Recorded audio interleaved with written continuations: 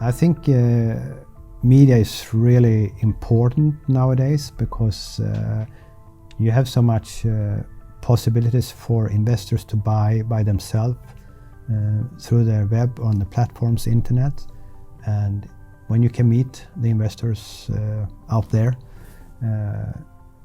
that's just like a new channel. I mean, from the old days where everybody had to have salespeople meeting people and signing papers.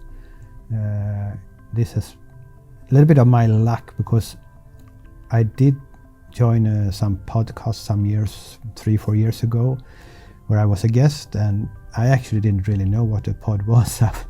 And I did it, and it became a success. And then I realized how many people were listening to these pods, and then I understood this is really powerful.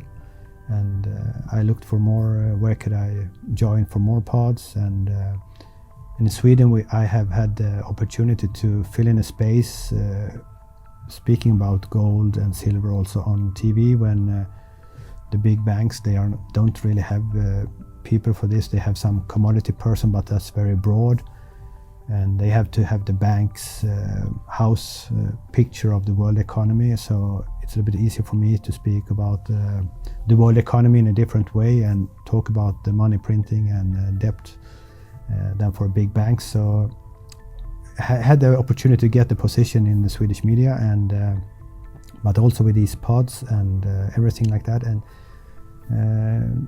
also I would say that also again a little bit of luck that the old fund companies are really built on having a part for media, salespeople, and they made really nice presentations, slick, everything.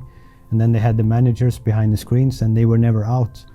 And I like to be out and to speak, both for people, but also for with the camera. And that's an advantage. You see some new managers, they have this, but some who have been just behind the screens never spoke with the camera or to the audience. For them, it's difficult. And I think the audience today, when they are listening so much to pods, watch TV, they want to hear the flesh and blood, even if it's not always perfect what you are saying, but they like to hear from the manager, from the source. And so that was a good timing, or lucky timing, that it has become so big, I would say, yes. I think communication through video, pods, whatever, is of course big part of the future.